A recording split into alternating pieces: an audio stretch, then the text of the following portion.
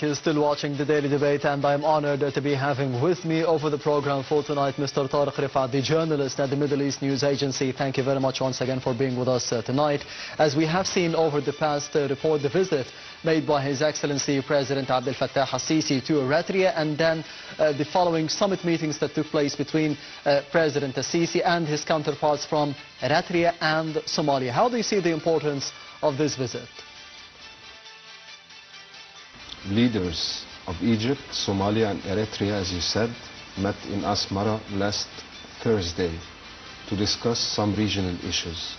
It's an unprecedented summit in which it was called by the Eritrean President الأفريقي and was attended by President Abdel Fattah al-Sisi and Hassan Sheikh Mahmoud, the President of Somalia. This is in fact a very important summit. Why? First of all, this is Egypt's first visit, an Egyptian president's first visit since the 1990s. So President Sisi is back. About 30 years maybe. Yes. So this is one of the importance of it. It also is speaking about very important regional issues, including the war in Sudan. So Sudan was on the top of the list of this summit. It's speaking about some regional issues, the stability and sovereignty and territorial integrity of Somalia. Yes. And of course, as both of the three countries have a coastline on the Red Sea, this was also on top of the agenda. You mentioned a very important point, the territorial integrity of Somalia. Of course, we know about the tension between Somalia and Ethiopia, more specifically, and the issue of the Somaliland and what happened over the past few months. How do you see the support given by Egypt, by the African community, by the international community to Somalia in this issue? First of all, Somalia and Ethiopia have traditionally not shared deep ties. Things have worsened a lot in January when we saw that Ethiopia is signing a memorandum of understanding with a breakaway region, yes. Somaliland. And Somaliland has a coastline on the Red Sea. So first of all, you have this unrecognized breakaway region, and you have a country which wants to have a naval base in this unrecognized area on Bab el-Mandab and in the Red Sea, which is very important for Egypt. Strategic location. Very strategic location for Egypt, and when people tell you Egypt is there because of Ethiopia and Gerd and the Grand Ethiopian Dam, no, it's not because of this. If Egypt wants to say anything to any country, it will go directly to this country and speak with it. Yes. Egypt does not go to other countries to deliver a hidden message to Ethiopia, no. This matter is the Red Sea, the global navigation, the international trade, the Suez Canal. All of these are very important for the whole world. Egypt is there to secure international trade. Egypt is there to help Somalia because Somalia is in the Arab League, first of all. Yes. And we have the right to support any country in the Arab League. But the days will prove that Egypt is there to secure this region. You have Al-Shabaab insurgencies, you have terrorist attacks there, and Egypt has very good experience. And it spills over to other African countries as well, like Nigeria and Cameroon. It's not just about Somalia. Yes. So days will prove that Egypt's vision is right, and that Egypt will help boost peace, security and stability to the region. The problem between Somalia and Ethiopia, that Ethiopia has troops there fighting Islamists for a long time now. But we still see terrorist attacks there from Al-Shabaab insurgencies, and we see some support for breaking up Ethiopia. So Egypt is there to help Somalia safeguard its sovereignty, independence and territorial integrity. Yes. Do you think that the visit made by His Excellency President Abdel Fattah al-Sisi could be finding a way to be resolving the disputes in this field and in this region, including, on top of this, Sudan and then Somalia? Of course. I personally consider Sudan to be the heart of Africa, the pumping heart of Africa. And if Sudan has any internal issue, it will affect the whole region and the whole world. Because Sudan is a very important country, not only because of its strategic location, but because they are also having a Red Sea coastline. Yes. So, the Sudanese leaders were not attending this summit, but ending the Sudanese war was on top of the summit's agenda. And I believe, I'm very optimistic that the Sudanese army will always protect Sudan, and hopefully soon everything will go back, yes, to its norm. Having a joint trilateral committee involving the foreign ministers of Egypt, Eritrea and Somalia, what would be the main tasks for it? It's a very important committee which President Sisi assigned for. I think having meetings and committees between the three countries every now and then, it's very important to follow up on the regional issues and follow up on some traditional issues which is happening in the region. It will help diffuse tensions in the region, and it will boost cooperation and affairs between the three countries. Welcome back. You're still watching the Daily Debate, and I am honored to be having with me over the program for tonight Mr. Tarek Refaat, the journalist at the Middle East News Agency. Thank you very much once again for being with us tonight.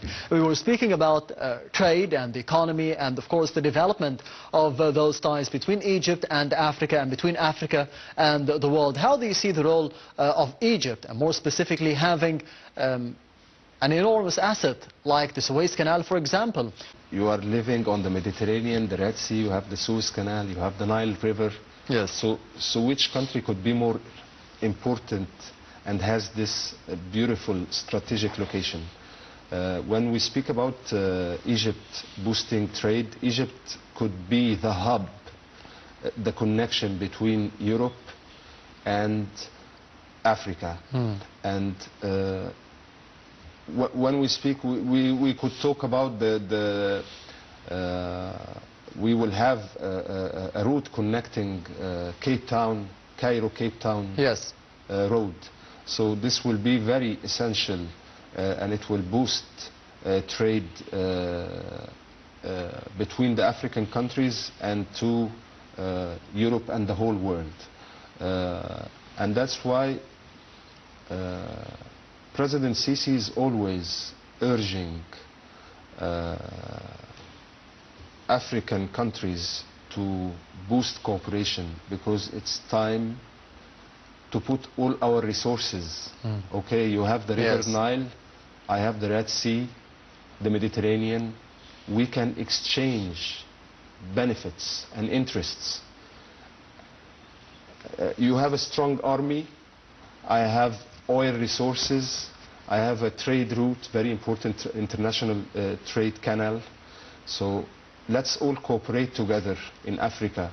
It's time to stop all the conflicts in Africa, because we cannot speak about trade with these conflicts everywhere. We have to stop the conflict. We need security and stability, and then we find the economy. Of course. So we need to help each other to stop the counter-terrorism. We need to boost security. We need to boost stability. We need to close the door on the tensions which is happening in the Horn of Africa. Because if we cooperate together and have good relations together, the African continent is the richest continent. We will be somewhere else. We are a very rich continent, but we have to first stop internal conflicts. How can we stop and resolve these internal conflicts, especially that no one is getting safer, no one is getting richer by those conflicts? Of course, nobody is getting richer. Even the countries which has oil and so many resources like gold, diamond, nobody is getting richer.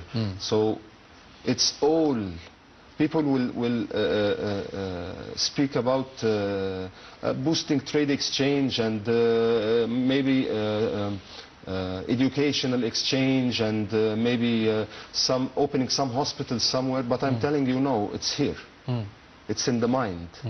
If you just, I can see that President Sisi is telling everybody to cooperate with Egypt. Let's cooperate. Instead of giving each other our backs, let's cooperate together. The world will be a better place. Africa will be the richest place. You will see people from the West coming to live in Africa. How do you see the importance of the infrastructure that we have seen being built, and the cities and the roads and the bridges and the new capital, and of course the last of them was the train station yesterday, not just important for Egypt, not just for Africa, but for the world? It could be a transit hub, it could be a transportation center for the world. Yes, I will not speak about the news. I will tell you that just yesterday, one of my colleagues, he lives there. And he was amazed. He saw it with his own eyes. I saw it on TV. Yes. He saw it on his own eyes. And he's a journalist. And he told me that there is AI technology in the train station. Everything is built on the highest technology. He was amazed. And we are very proud of these new projects, these mega projects which President Sisi has always been surprising us with. These projects will boost internal trade routes from cities, and then it will, I also heard about they want to extend Egypt's north coast to Libya. It will all be touristic. From Alexandria to Libya, yes, through Marsa Matruh and Al Alamein. This is what we need. We need everything to be safe. We need everybody to be safe. We need everybody to be to make good business with their neighbors. So let's boost investments. Let's make investments, and let's hope for the best. And let's stop conflicts. Let's shake hands.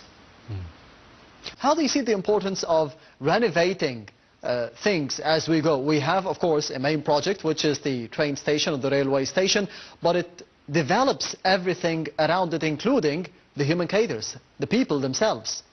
I will tell you something. I used to live abroad in one of the biggest, not the biggest industrialists, but in Hungary, in Budapest. This country is still making the best trains in the world. And what I was told 20 years ago, oh, we went to Egypt, it has trains from World War II, our trains. Ancient trains. Yes. But now we have, I cannot believe what my eyes sees. It's, we have made a very big progress when it comes to transportation. It's amazing. You have sleeping trains. It's amazing. Yes, and hopefully we can be seeing more of that in the future. Mr. Tarek Refaat, the journalist at the Middle East News Agency, thank you very much for being with us tonight on the Daily Debate. Anytime. And this brings us to the end of the Daily Debate for tonight. Thank you for watching and goodbye.